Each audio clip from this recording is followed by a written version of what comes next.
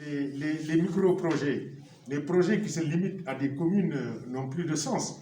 Il faudrait qu'on puisse, à l'image de ce qui se fait ailleurs, comparaison n'est pas raison, mais si vous voyez ce qui se passe en France au niveau de l'agglomération, etc., au niveau des projets intercommunaux, il faudrait que nous portions de grands rêves, il faut que nous portions de grands projets.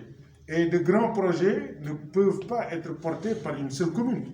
Et d'ailleurs, le 23 janvier, j'ai convié mes pairs à une réunion ici, dans cette même salle, pour qu'on discute de l'orientation que nous voulons donner à l'intercommunal.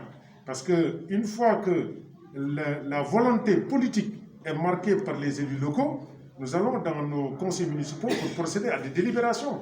Et une fois que ces délibérations sont réelles, donc sont effectives, nous allons maintenant entamer les négociations pour avoir des projets communs, des projets conjoints qui seront au bénéfice des populations du terroir.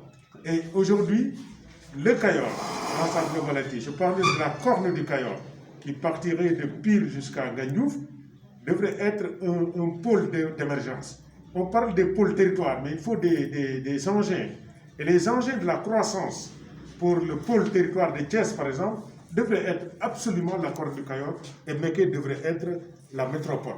Aujourd'hui, on parle de Dakar métropole, mais au niveau de Little Land, c'est-à-dire à l'intérieur du pays, surtout ici au Cayor, si on parle de métropole dans le sens qu'on a voulu lui donner au niveau de Dakar, le centre métropolitain sera nécessairement la ville de Gaïa.